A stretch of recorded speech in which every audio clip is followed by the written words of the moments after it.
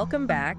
Today we're going to be taking a deep dive into some pretty amazing medical tech that's been making headlines. Yeah, it's pretty remarkable. It's all about this new brain implant that uses ultrasound to maybe treat conditions like depression and epilepsy. It's incredible how this tech goes beyond like just reading brain activity. This is like actually modifying it. It's pretty wild, huh? Our main source is an article from Slashdot, brain implant that could boost mood by using ultrasound to go under NHS trial. Right.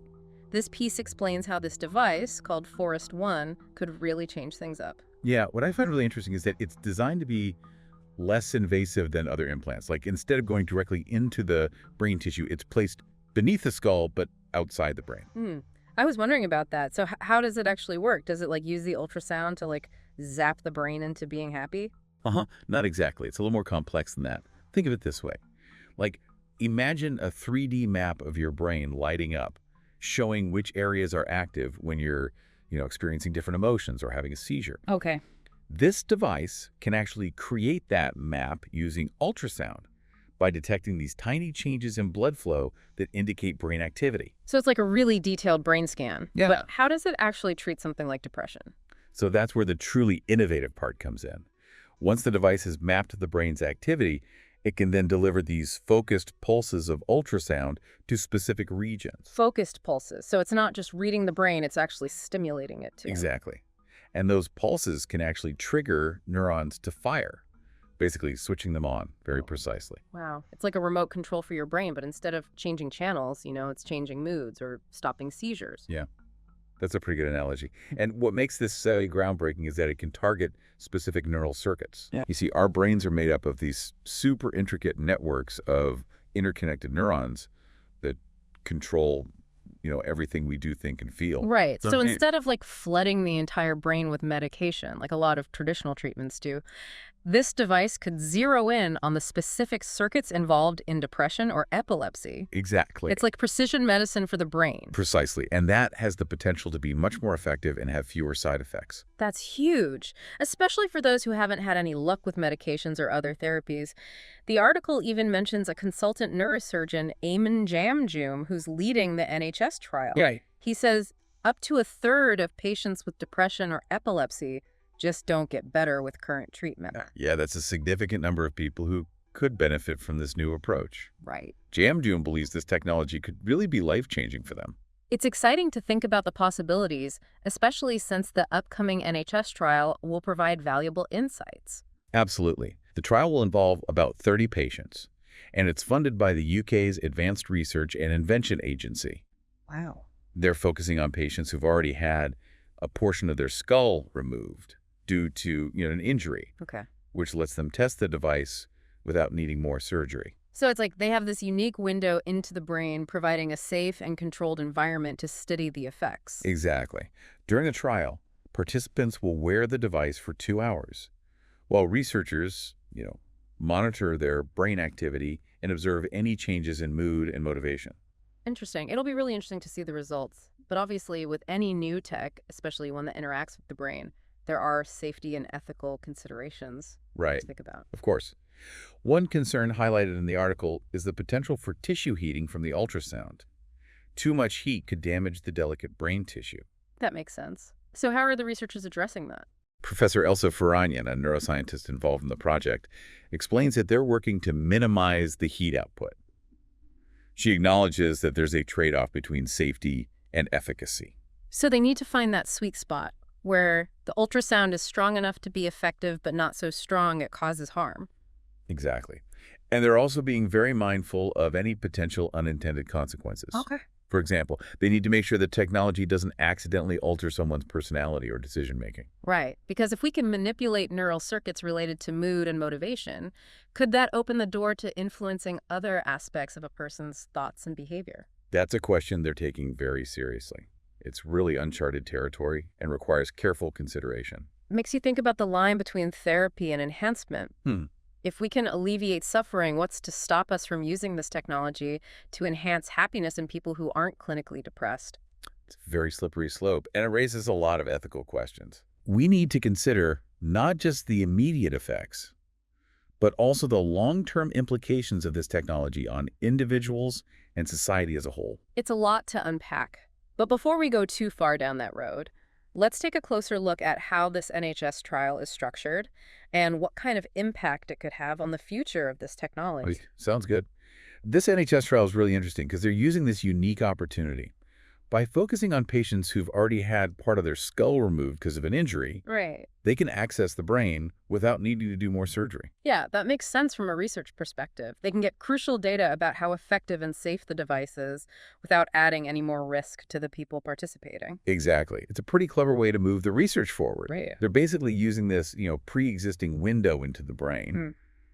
During the trial, the participants will wear the Forest One device for 2 hours while the researchers are, carefully monitoring their brain activity. And what exactly are they going to be looking for during those 2 hours? Well, they'll be measuring brain activity in response to all sorts of different stimuli. Okay. And they'll also be assessing any changes in the participants' mood and motivation levels. So it's about understanding how the ultrasound stimulation affects not just the brain's electrical activity, but also the person's subjective experience. Exactly. It's a really multifaceted approach. They need to see how all these pieces fit together. Right. And obviously, safety is the top priority. Of course. They'll be constantly monitoring for any bad effects. Yeah, I bet they'll be looking for any signs of tissue heating or, Yeah. Unexpected changes in brain activity. Absolutely. And they'll also carefully document any changes in the participants' behavior or cognitive abilities. Okay, so let's say this trial is a success. What happens next? What could this mean for treating things like depression and epilepsy down the road? Well, the trial shows that this technology is both safe and effective. It could pave the way for larger studies and eventually, widespread clinical use.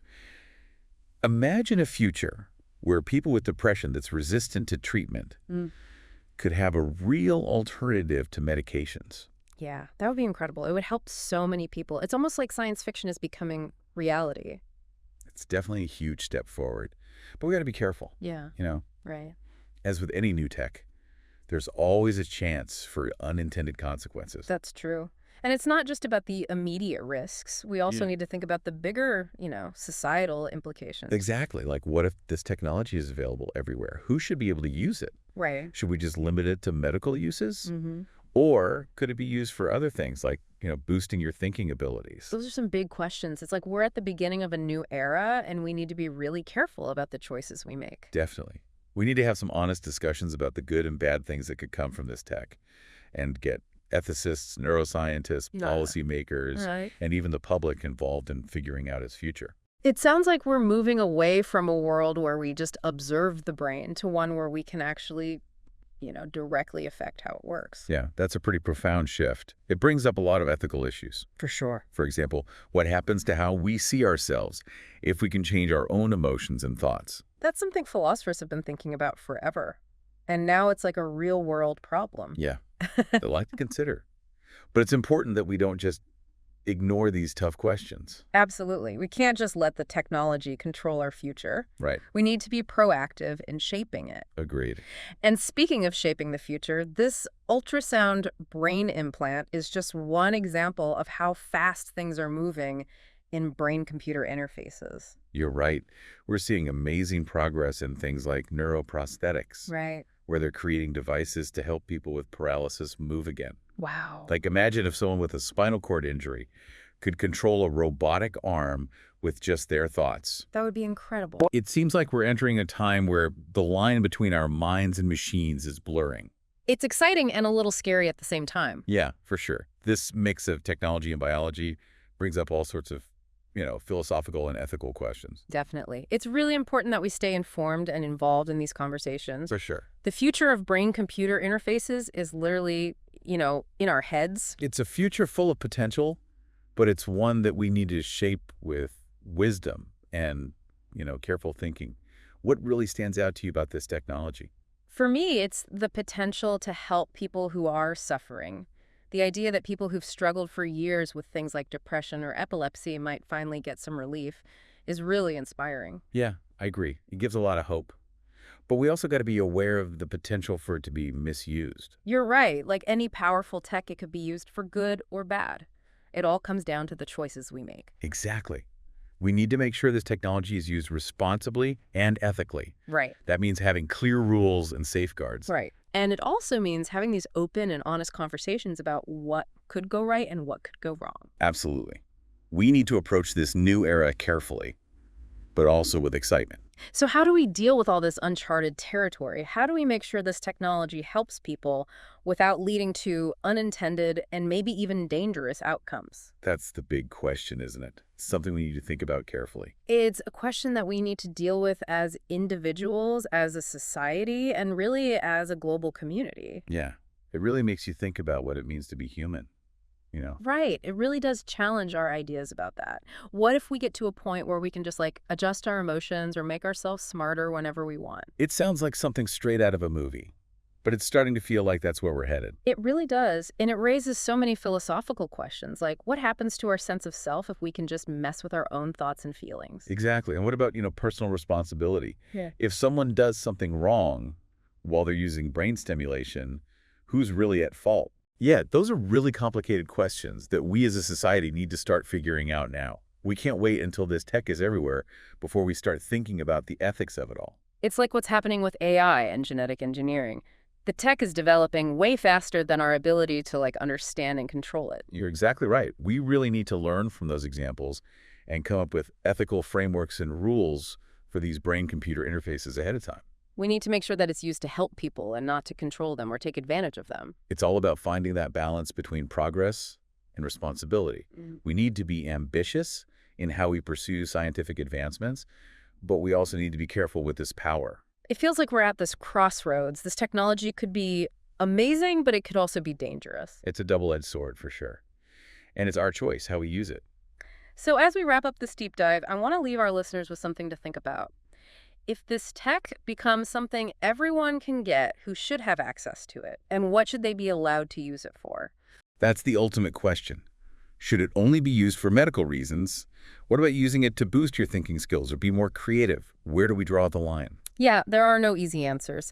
But by having these discussions and being informed, we can hopefully navigate this new world in a responsible way and create a future where this technology benefits everyone. Thanks for joining us for this deep dive into the world of ultrasound brain implants and the future of brain-computer interfaces.